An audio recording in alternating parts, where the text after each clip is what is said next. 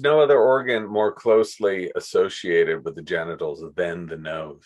And some people have too close of an association. So when they get sexually stimulated, their noses will engorge with blood, just like their genitalia, Right. and they won't be able to breathe. So they'll start sneezing uncontrollably. Mm, mm, mm, mm, mm. What the heck am I doing with mouth tape starting a podcast? Is that just my wife's way of shutting me up? Or is there some biohacking thing I'm doing? Well, there actually is a really amazing biohacking thing I'm doing. I've been in health and fitness and science and physiology and biomechanics for the last 20 years. But there's this guy named James Nestor, this amazing guy, this journalist, who I started hearing about through a business networking group I'm in, Genius Network. And he has the most amazing stuff that he's figured out through science and research and last million years and like all this stuff of evolution and the way we breathe and the science of that and how it dramatically changes a person's life, the way we breathe. So let me first introduce our guest today. James Nestor is an author and journalist who has written for Scientific American, Outside, the New York Times, and more. His latest book, Breath, The New Science of a Lost Art, was released May 26, 2020 by Riverhead Penguin Random House and was an instant New York Times and London Sunday Times bestseller. Breath explores how the human species has lost the ability to breathe properly and how to get it back. Breath will be translated into more than 30 languages in 2021. Nestor has spoken at Stanford Medical School, Yale School of Medicine, Harvard Medical School, the United Nations, Global Classroom, and appeared on more than 60 radio and television shows, including Fresh Air with Terry Gross, The Joe Rogan Show, and more. He lives and breathes in San Francisco. So in this episode, you are going to learn how the way you do the most simple act of breathing, or what seems so simple, is transforming your life, relationships, sleep, health, energy, and fitness, and how you can use the science of breathing to your advantage. Now, here's the thing. Breath makes such a profound difference in your life. The basic elements of life are really breathing, right? Water intake, being well hydrated, having nutrients coming in, moving. These are basic elements of life and the most important things. But so few people realize the impact that actually breath has. And James is a total expert on this because of the research he's done and all the many ways that it affects your body and your life. So what we're going to be doing today is diving into that and talking about how the science of that can affect you in your life and actual actions that can be used to improve your life right away. So James, is there anything I didn't say that we should say right out of the gate? Damn, after all that, I'm sure this is going to be terribly disappointing, man. I don't know what to tell you. Looks like we're all done. That's it, folks. No, I think you covered all the bases. Awesome, awesome. So, what do you think? What should people know first to realize how impactful? Because when I read the book Breath, and by the way, if you haven't read the book Breath, go out and get the book Breath. You can get it on audiobook or in the written format. And this book was really life-changing in the way I looked at breathing. And so, how can we help people realize the impact of what we're about to share with them, and how do they know how valid and strong this evidence is for what we're going to share with them? Well, I'm a science journalist, so I went into this field without any preconceived notion. I'd never written this deeply about human physiology or medicine before at all. So I was looking to expose BS and looking to find the truth in this. So, I had no skin in the game on either side of these camps. But I spent months and months and years talking to the experts in the field. And what I provided in the book here is scientific fact. These are things that have been studied over and over for decades and decades. I provided all of the entire bibliography on my website for free for everyone. So when you really think about it, if you're a pulmonologist or a rhinologist, or if you study breathing, none of what I said in the book is controversial at all. They're like, duh, this is what we study. It's just so few of us on the outside ever hear about it, that we get most of our energy from oxygen, not from food. That how we breathe affects our nervous system. It affects how well we're going to sleep. It affects anxiety. It affects asthma. It affects, because of course it does. We breathe 25,000 times a day. And if we're doing that improperly, what's going to happen? Your body's going to get worn down. So it's just that so few people have acknowledged that this simple unconscious thing is controlling so much of their life and their abilities. And that's what I spent so many years really exploring. So, how are most people breathing now? Like, what percentage would you say of the U.S. population is a mouth breather? Well, we do have stats for that. It's somewhere between 25 and 50%. Kids tend to be mouth breathers more than adults. Females tend to edge a little more than males. So we know that 70% of the beds in the USA are home to someone who is mouth breathing at night. So that works out to, it's maybe 50 to 60% of us are mouth breathing at night. So we have those stats. Wow. Wow. What happens with mouth breathing versus nose breathing? The main thing is, a lot of people think, well, we have a mouth, why shouldn't we breathe through it?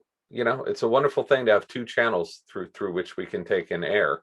Right. But we can breathe through the mouth, but that doesn't mean it's the proper pathway through which to take in air and expel carbon dioxide and exhale breath. If you look at the human nose, it is this extremely complex, ornate thing, okay? It takes up the equivalent size of like a racquetball or a billiard ball. If just imagine taking that and jamming it inside of your head. That's how much space all the sinus cavities take up. So when air is brought into the sinus cavities, it's filtered, it's heated, it's humidified, it's conditioned so that by the time it reaches our lungs, the air is much more purified and we can extract more oxygen.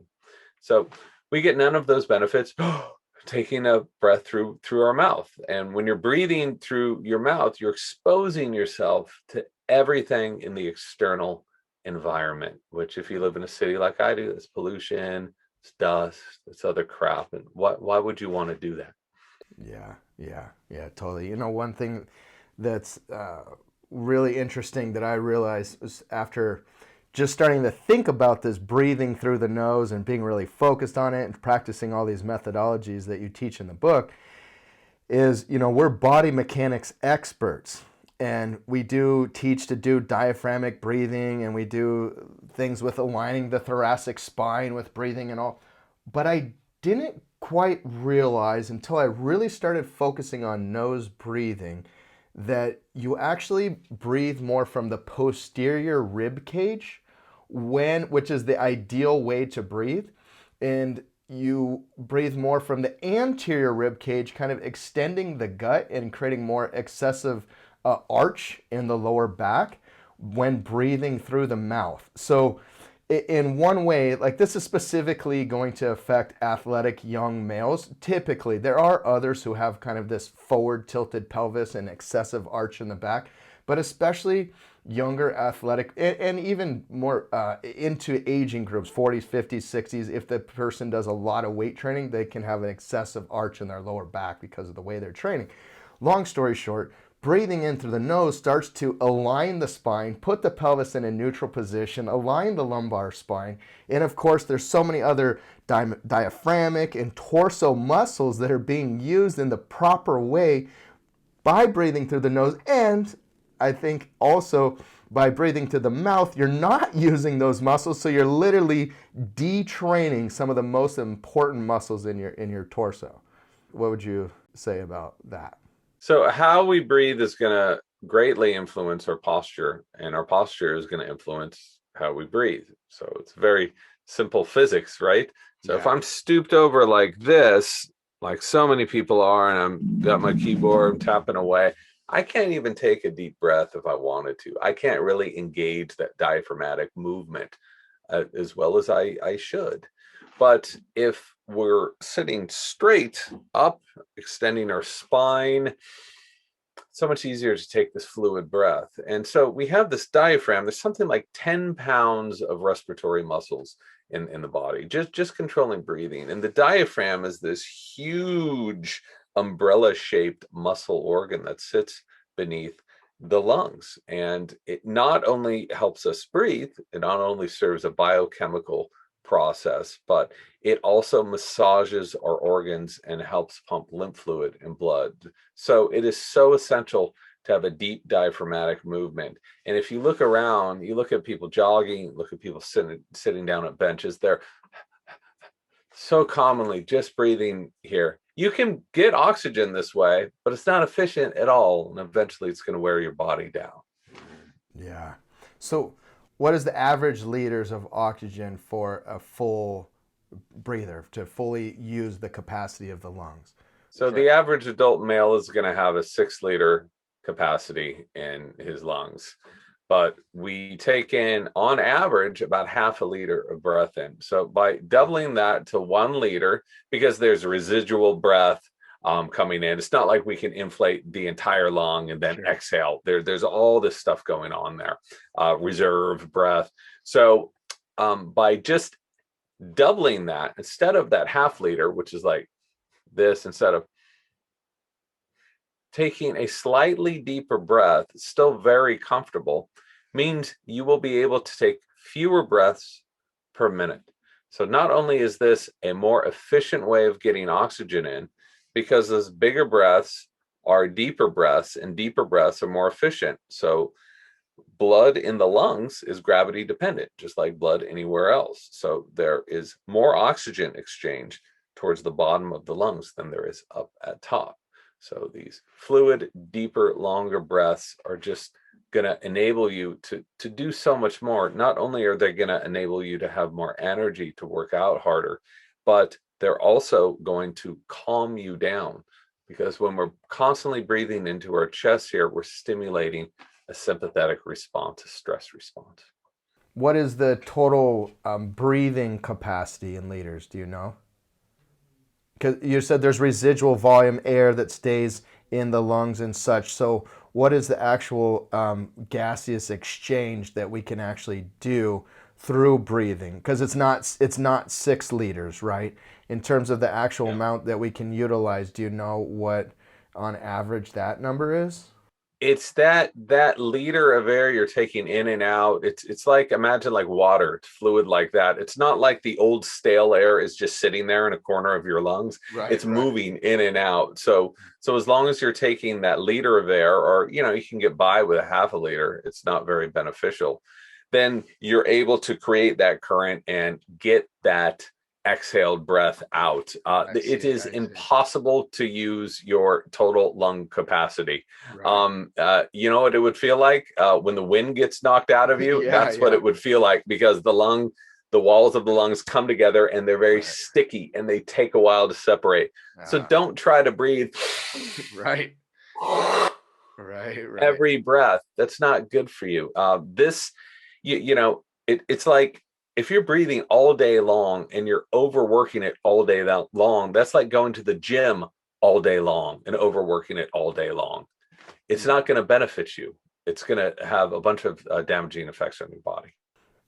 So let's look at a fun fact about the nose in breathing. And so one of the fun facts that I found in the book was that the nose actually has an erectile function similar to the penis, the clitoris, and the nipples, and it actually is related to sexual stimulation, or gets stimulated by sexual excitation. So share some more with us about that. Yeah, there's no other organ more closely associated with the genitals than the nose. And some people have too close of an association. So when they get sexually stimulated, their noses will engorge with blood, just like their genitalia, and they won't be able to breathe. So they'll start sneezing uncontrollably. But luckily, most of us don't have that close of a connection. But they are, they do vibe off of one another. When women start menstruating, they tend to get stuffed noses, and their noses are responding to what is happening in their bodies, because it's the same tissue that operates in the same way. Yeah. I told my wife this fact, and she said, maybe you should start licking my nose. Well, you know what you guys do in your own private Private time is totally up to you. So, it's interesting because in the book you talk about how, well, evolution. When we think about evolution, we think about progressing, evolving, things improving, right?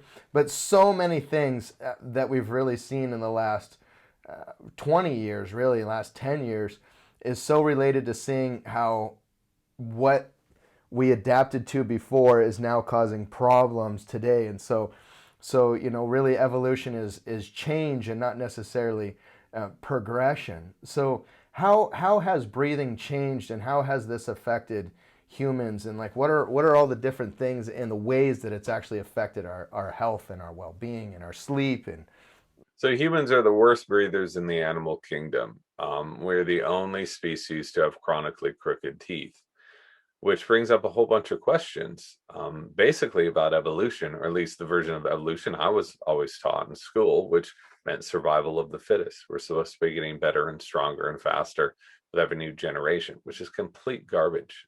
Absolutely not true. That's not how evolution works. Okay, evolution has no predestined destination. It's not moving towards something. It's just constantly growing. One anthropologist told me it's not a ladder, it's a tree. So it's constantly growing outwards. So if you look at human breathing, our ability to simply take easy breaths in and out of our bodies has dramatically changed in the past 300, 400 years with the advent of industrialized foods. Because with industrialized foods, there's no masticatory stress anymore. We're not chewing anything, which means we're not working out our jaws, we're not working out our throats, and we become obstructed. I mean, you got 20% of the population that has obstructive sleep apnea. You got 15% who have chronic sinusitis. I mean, this goes on and on. It's no one's questioning this. It's just, wow, we're completely screwed up. And we're not really acknowledging the true core problem of so many of these issues. what can they do to improve, and why is nose breathing really the answer? Everybody's different, so there's no blanket prescription for everybody. However, what I tried to very clearly say in the book was there is a foundation of breathing that everyone can benefit from. So it doesn't matter if you're an asthmatic or an ultra marathoner or a yogi, whatever. We can all benefit from breathing through the nose, and we know this. But how people breathe through the nose and how difficult that's going to be totally depends on the person. But that's really the first order. Stop mouth breathing. I'm convinced that you can never really be healthy if you are a habitual mouth breather, knowing all the damage it does and wear and tear it does on your bodies. So what does that mean? Nasal breathe. Okay, sounds easier than it actually is for a lot of people, because people have some obstruction, deviated septums, the turbinates or have grown in too much, so many different problems. But no matter what the problem is, you have to find a way of breathing through your nose, period. There's no if ands or buts. You cannot be a mouth breather and be healthy, and I'm convinced of that. Very interesting. So, there's like I talked about in the beginning of the episode, the little humor that we started with the mouth taping. So let's talk about that. And my wife, she, after we read your book, she started doing the mouth taping, and it's kind of, I think it's a funny concept when you hear like, oh, yeah, wait, they're taping their mouth. And when I saw you on the Genius Network, at the Genius Network meeting showing this, and I think a lot of people, they hear a mouth tape like, why would I tape my mouth? And so anyway, it's quite amazing because, own personal testimony, we have a sleeping app, and my wife tracks her sleep. And so her sleep quality went up like 20%. And she's by the way, she doesn't really have sleep issues. So for her to already sleep really well, she goes to bed at exactly the same time, wakes up at the same time. She's an amazing regular sleeper. So for her sleep quality to go up 20% just because she's taping her mouth is absolutely amazing. And what I've started to find is my sleep is so much more deep. The same amount of hours of sleep, when I tape my mouth, I just feel so much more restored and more energy every day, and better workouts, and everything just really starts improving. Man, I've heard this from hundreds and hundreds of people. Literally, I've experienced it myself.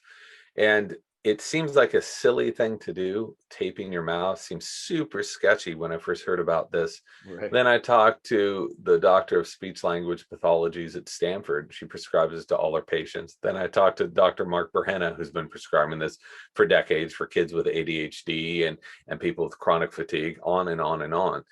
The nose, breathing through it, you'll get about 20% more oxygen than breathing through your mouth. You think this isn't going to make a difference to your quality of sleep or your workout or Right. your work, your office? You're insane. Of course it's going to make a difference. It's just the difficult thing is a lot of people aren't conditioned to do it, which makes it hard. So I still use sleep tape. After years of doing this, I thought I would just make this a habit, but I just don't have the jaw structure. So whenever I go to sleep, I just go, my mouth opens up, just like 60% of the other people in the US. Right. So having that little piece of tape, you can use whatever kind of tape you want. There's some professional brands you can buy if you want, whatever. Right. A teeny piece of tape. The point is to keep your mouth shut. And it's, for a lot of people, it's transformative. I mean, there are people that been snoring for 30 years. One little piece of tape, they're literally not snoring anymore. I'm not saying this is going to work for everyone, Sure. but Sure. the proof's in the pudding, and they're a little pissed off because no one's told them this. Yeah. It's like, here's your CPAP. We can do some surgery, or snoring's cute. Like, no, it's not. It's damaging your body. Yeah. Yeah. Totally. So, and then breathing through your mouth, you lose what, 40% more hydration than if breathing through your nose, right? Yeah, so you're losing moisture. You are allowing the pH in your mouth to become more acidic, which leads to cavities and periodontal disease. You're also sucking in whatever is in your room at the time, be that dust or mold or whatever. This is our first line of defense, is our nose. So not only does it allow us to calm down more, to breathe more efficiently, but it allows us to filter out crap in the air, which is so important. Let's talk about inhalation first, and then let's go into exhalation next. But so inhalation, what is and I'm sure it's going to be different, right? So if you're sleeping one way to inhale, or if you're trying to relax one way, or if you're getting ready for a workout, maybe inhalation, there's a specific. So what's the ideal way to inhale? And is there an ideal way to inhale? You want to inhale very lightly, very slowly, and deeply. Not super deep, but deeply. It should not be visible. So a lot of people, once they learn this stuff, we're such Westerners who just, I'm gonna kick my breath's Right. ass. I'm gonna ultimately like focus on it all the time. Make it no. So it should just be light and chill and easy and fluid. Imagine like swimming.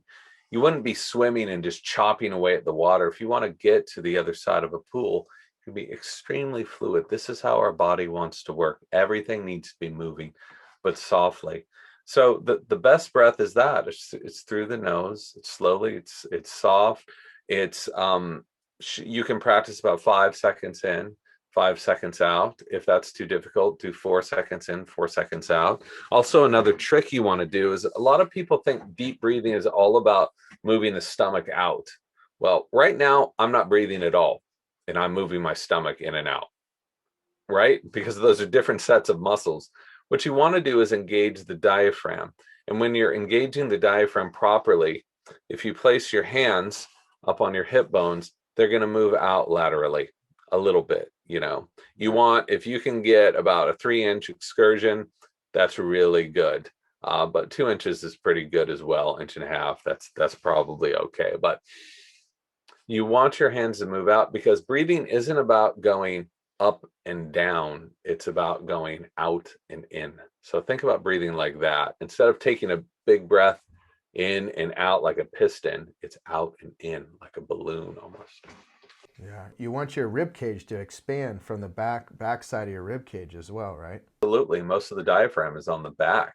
Yeah. So, people say, oh, I'm going to breathe, I'm going to check it out in my chest. No, you should be checking out what's happening in your back. That's why that test, if you get a measuring tape and a cloth one, put it around right above your hip bones, and inhale and exhale, you want to see it moving, right? And again, this isn't just about moving the tummy. That's easy. That's a different set of muscles.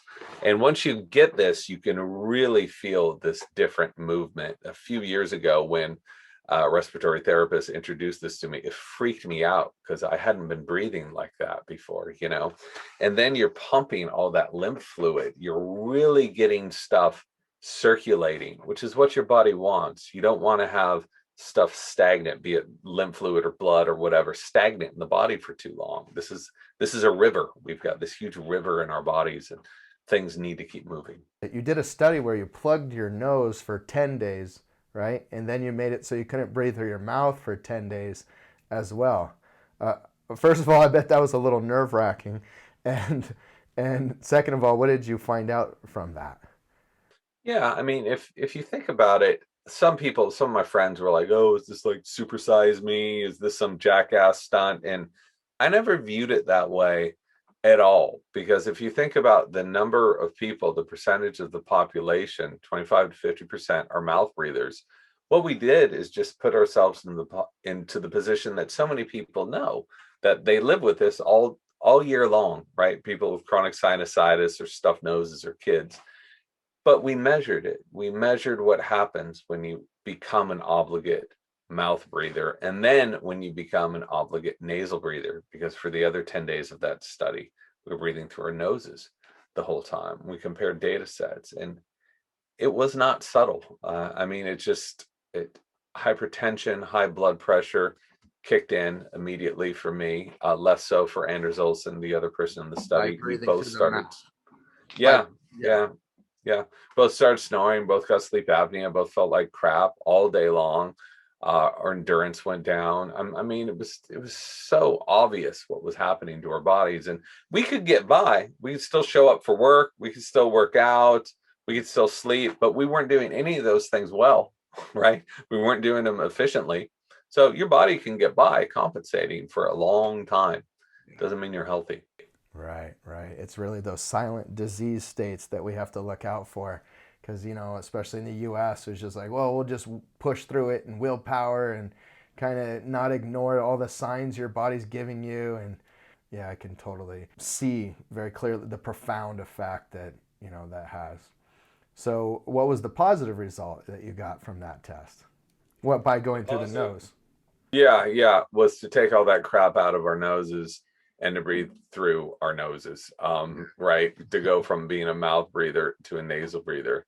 And all of those problems that immediately came on immediately went away. I mean, it was so dramatic to see our snoring go down tenfold, not that much, about sevenfold in the first night. And then a few nights later, zero minutes of snoring. Whereas mouth breathing, I was snoring for 4 hours a night. Wow. I had sleep apnea and went down to zero. My blood pressure went down like 20, 30 points. I mean, it was so dramatic. And again, this stuff is free, it's easy, it's accessible to anyone. And yet, whenever someone complains about mild snoring or their blood pressure is rising or they're having panic attacks, how many of these people are taught to take control of their breathing, which is in many ways dictating all of these things? It's just crazy that we've just sort of flown over our most basic and most important biological function. Yeah.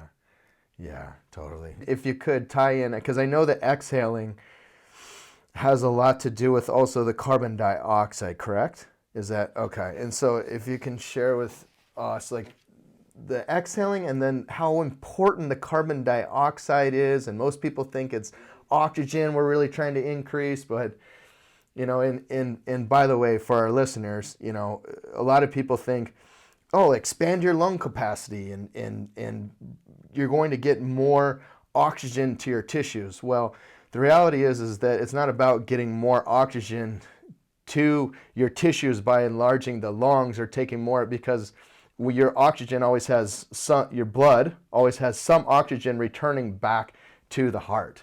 So it's not about just bringing in more oxygen or air through the lungs. It's also about the way your body delivers the oxygen and the gases and removes the waste product from the cells. And this is all part of your aerobic energy system, just so those listening have a background of, really how this aerobic energy system works on a basic sense. But James, if you would share with us, because most people, of course, think, oxygen's the key, but really it's actually carbon dioxide.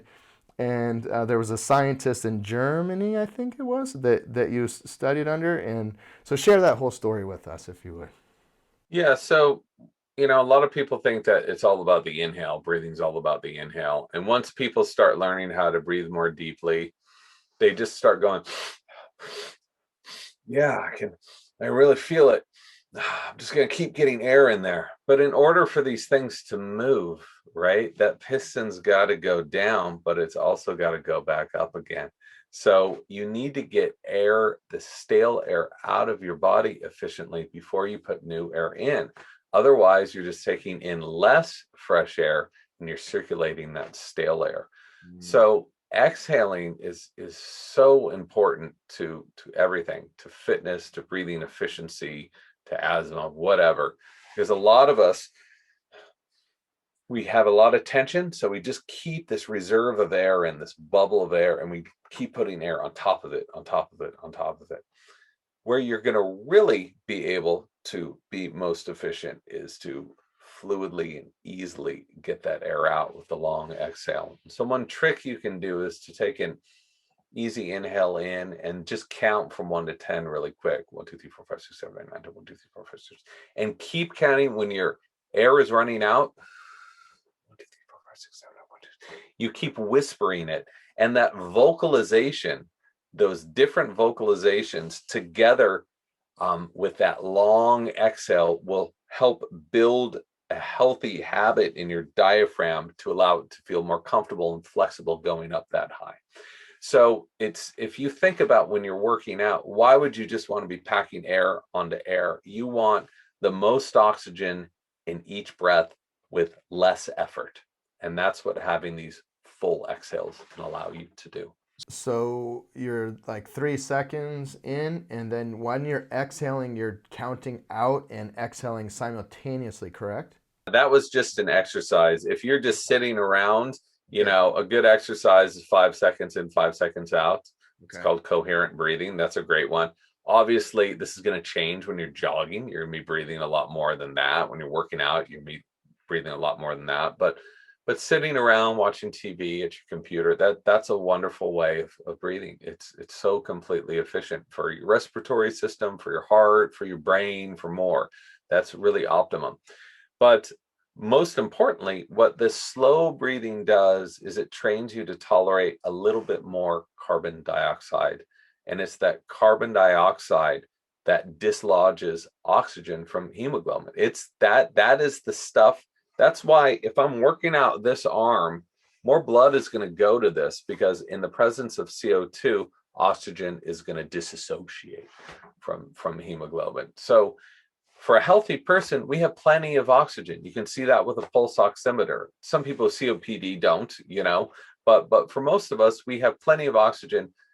What we can benefit from is having a slight increase of CO2, because most of us are overbreathing and we're offloading too much CO2. Okay. The biochemistry gets pretty complicated, but the nut of this is slow and easy is the way to go. Okay, so let's break that down. So what you're saying is like kind of like tying back to what I said before. It's really delivering the oxygen to the cells, and specifically to the part of the cell that has this thing called the mitochondria. And what that is it's part of the cell that is where all the energy produced. So this complex term mitochondria is just a thing in your cell that produces all the energy from the oxygen and from other fuels as well.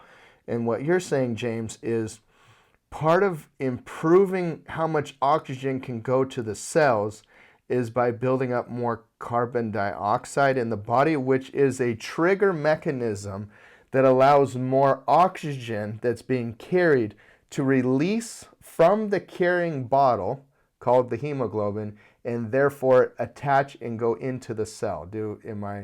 Are we on the same page? Yes, that's exactly what happens. Then it goes into the electron transport chain, and you create ATP and CO2, right? And heat comes out of that as well. And but it's important because everyone is considering CO2 as a waste product. And this does not mean you want a ton of CO2. Right. Everything's about balance. Right. And I have to keep really drill this into the ground because a lot of really turbo people are like, I only breathe 5 seconds in, I only breathe 5 seconds out. And they have all this tension in their bodies, and it's not doing them any favors. This is about relaxing. Yeah. You want balance. Efficiency is about balance, right? Less effort, more energy. And that's what proper breathing will do for you. And to see the gains of people who have been trained to breathe properly, whether you're a runner or a cyclist or a rower or whatever, it is not subtle what happens when people's bodies are able to operate a little more efficiently, especially those competing at really high levels. It is correct in saying most of us need more carbon dioxide to be more aerobically efficient and effective, correct? I will say all of us need to Oh, be all of us. balanced in our quantities of CO2 and O2. And so many of us tend to overbreathe, which makes us more alkaline, which actually makes it harder for oxygen to do its job. In our bloodstream, there's plenty of oxygen, right? You get your pulse oximeter, you're like, I'm at 98%, I'm doing great. But Yeah. that oxygen, in order for it to be of any use to your body, it has to disassociate from hemoglobin. It Right. has to feed hungry cells and create energy. And by over breathing, you're making it harder for your body to do that. Similarly to where we can have insulin resistance for those who become borderline or complete diabetics, that has to do with getting glucose into the cell. So what you're saying is there can also be a deficiency in getting oxygen into the cells, and this is related to carbon dioxide shortage and those trying to power breathe and think they're going to do all this like heavy breathing to be able to improve that system, and that's not the way that it works. And that's exactly right. And another very important thing that if you are over breathing, right now we can overbreathe. A lot of people don't overbreathe that much, but a lot of people tend to breathe well over their metabolic needs. You'll feel some tingling in your fingers, some lightness in your head. That's not from an increase of oxygen, but a decrease of circulation. Because the more you overbreathe like that, the more you're going to be offloading too much CO2. CO2 is this very powerful vasodilator. So CO2 is one of the things, along with nitric oxide, which help expand capillaries and arteries and bronchioles and in all of these other areas in the body, functions in the body to deliver blood to where it needs to go. How can we use that breathing and carbon dioxide to our favor for, you talked about losing more body weight, for example, and also we can increase aerobic efficiency. How would you advise us on getting the most out of breathing for getting those two benefits, more aerobically fit and more weight loss? Again, everyone's different. Everyone has a different body size, different body weight, different thresholds of pain, all of that stuff. But the overarching system that they've been using recently, actually not recently, for the past about 70 years, but they're really starting to research it now in a big way, which is really exciting, is called hypoventilation training or normorbaric hypoventilation training. They have all these different terms for it, hypoxia training, on and on. So what you're doing is you are purposely under breathing. Okay, you're breathing below your metabolic needs. So what this does is it allows CO2 to build up, it increases circulation, and it increases the delivery of oxygen to those tissues. So we burn fat with oxygen. That's how we burn fat. So the more oxygen that can get into fat cells, the more oxygen we can use, the more energy. And they found that this under breathing, and it's basically just various ways of doing it. Sometimes they use masks. Sometimes they have people work out on bikes and breathe way less than they're used to. And just by under breathing, you're able to lose significantly more weight. You're able to gain more muscle because you have more energy. And it's amazing stuff. And I included something like 12 studies in the back of my book, and you can just search it on PubMed as well, and it'll bring up a few hundred studies. It's good for heart disease. I mean, it's basically looks like it's good for most things. Wow. So it's almost like a ketogenic diet. What Yeah. it does for your insulin and pancreas, how it kind of reboots you. You know, it starves you of this one thing so your body can operate more efficiently. Yeah. Well, we use this mechanism, what's called blood flow restriction in resistance training. And it's a long story short, it's a way to wrap the upper arm or the upper thigh. And long story short, it reduces blood flow to there. And it really has to do with the carbon dioxide buildup also, which then forces more oxygen into the tissue and gets fast twitch or muscles that are lift heavier things and recruit more, will develop and grow more. It gets those to work under lighter loads. And so what I'm hearing is very similar breathing. You can apply a similar systemic effect by using under breathing to create a hypoxic or low oxygen state. So what I'm hearing is in training plans, what people can do is not even go out and try to blast themselves, but they could work at, if you have five zones of intensity, you could work at like a zone 2, which is you're still able to talk. It's a little uncomfortable, but you're still able to talk. It's a moderate effort. And you could use this hypoxic breathing, so just very slow. It's very under what you would think you'd be breathing, the rate you'd be breathing based on the intensity level you're doing, if I'm correct.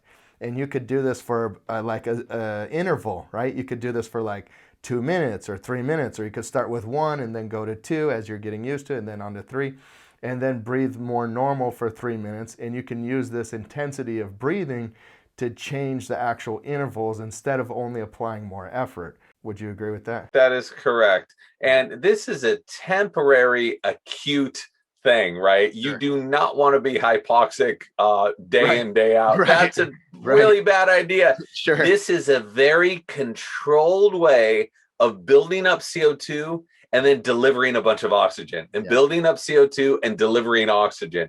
Yeah. You're gaming your body. And I should tell you, I've done this. It is so not pleasant. It is because our most basic need in life is to breathe. And when our bodies feel denied of that because we're habitual overbreathers, your body gets pretty pissed off. Yeah. Your brain is like, screw you, stop this. So, but you start feeling the effects. It's amazing how quickly you just feel this warmth covering your body because circulation is just going everywhere in your body, right? The back of your neck gets really warm. Your fingers get really warm. So it's a fun thing to play around with. I'd suggest doing, not just making up your own training scheme. There are regulated ways of doing this, studied ways of doing it, and it's very effective. And do you have this in the book, this intervals of this? Yeah, my editor cut out a bunch of that stuff because the book isn't the how is the easy part, right? It's the why and the what and where does this come from and in what ways is this affecting my body is what I focused on. I had this whole section on this stuff and she snipped a lot of that. But you can find it. This is available to everybody.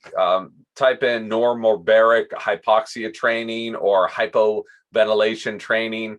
And this stuff's been around for a long time, but you'll see in the last few years, they're using it not just for elite athletes, but for people with diabetes and people with heart conditions and people who are overweight. And it's so effective and it's free, which is, I think, one of the reasons why we're not hearing about it. It's hard to make money off of breathing. Doesn't mean it doesn't work. It's just harder to make money off of it. Yeah. Yeah. So they can exercise or just do something as moderate as walking, and then they use the breathing techniques and get this additional aerobic fitness result. A great thing to do while walking is to exhale calmly, walk, and when you feel the first palpable need to breathe, don't push it too far. Breathe through your nose very calmly. If you're breathing like that, you've held your breath way too long, okay? You want to be, that next breath should be extremely calm and comforting. Then walk around for another 40 seconds, maybe up to a minute. Hold your breath, count your steps that way. and try to walk more and more steps while feeling comfortable with your breath held. And this gently acclimates yourself to more CO2 and decreases your chemosensitivity to CO2, which can put the body back in balance. So that's something that anyone can use. Again, don't be the turbo dude out there like wanting to kick your breath's ass. We know you can hold your breath longer, but you don't want to pass out in the middle of the street either. So just take this very calmly. Sure. Yeah, and anyone who has medical conditions listening to this, any heart, lung issue, any issues at all, you should talk to your doctor first and make sure you get cleared on what you're doing. And as well as the mouth taping. Mouth taping is not for everybody, right? And if you have any kind of pulmonary obstructive stuff, you should definitely speak with your physician prior to. For sure. I'm not a doctor. I'm not a breathing therapist. I'm a journalist. Luckily, I talked to dozens and dozens of doctors. My father-in-law is a pulmonologist. My brother-in-law is an ER doctor. So I talk to them all the time about this stuff. Sure. The key with sleep tape, to go back to that just for a second, is it should be able to come off extremely easily. When you go like this, it should just come right off. This should not be holding your mouth. You shouldn't ever be ripping it, right? Yeah. So it's just to gently train you. So at any time you feel uncomfortable, you just open your mouth and you're fine. Where I think people go wrong is they start using double tape and really taping her up. That's not what you want to do. Or go to Home Depot and wrap their head with the duct tape like they're wrapping a box to send to China. Yeah, not a good look either. You're gonna right. If you have any facial hair, you're gonna regret that. Right. So you want like very light adhesive.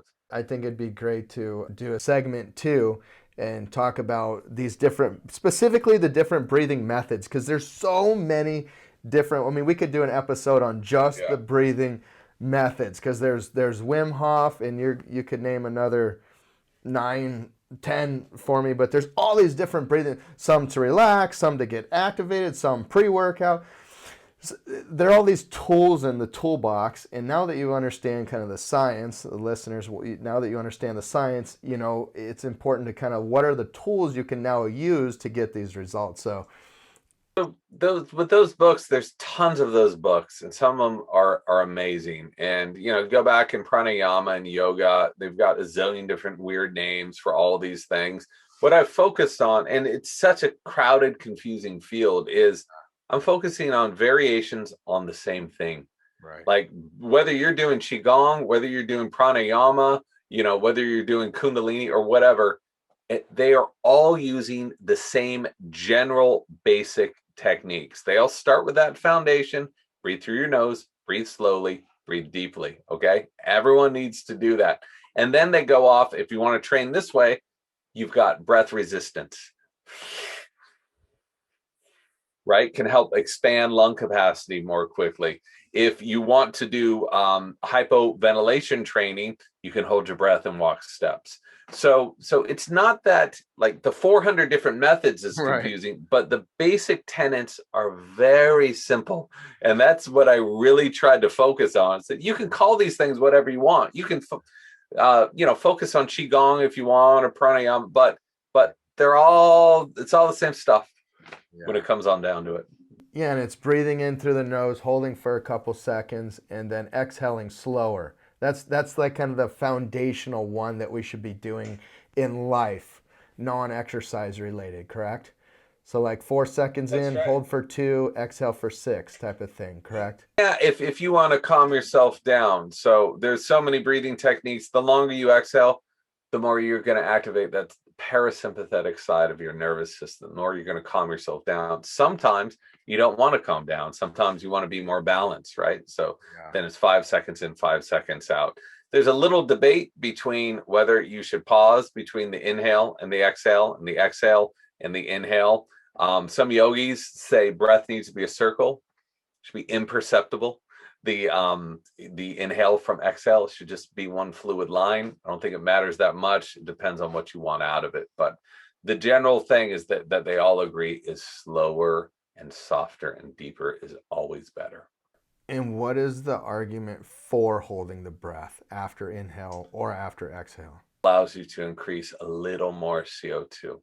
But if you're taking these fluid breaths, that CO2 is going to naturally accumulate to that balanced state automatically. So I'm a big fan of that very fluid, like breathing as a circle, right? And again, this isn't about in and out. It's about out and expansion, yeah, so expansion, and compression. Okay. Awesome. Very cool. Well, thank you greatly, James, for being on today. And anything else you'd like to share before we close out today? I think the last thing is, the biochemistry is really complicated. The biomechanics get pretty complicated, but breathing does not have to be complicated. It's so simple. And if you think it's not going to have a transformative effect on your life, especially if you have a chronic condition, the science says otherwise. I've seen people absolutely transform by adopting the simplest of breathing habits. So there's nothing to lose either. The worst thing that can happen is you're going to feel better. And what's wrong with that? Yeah. Awesome. Very cool. Thank you so much. Cool. Thank you. Go to theultimateyoupodcast.com to get the best exercise training in the world that will completely revolutionize your body, fix your aches, pains, and stiffness, and get you in the best shape of your life for free. You'll also find show notes from this episode.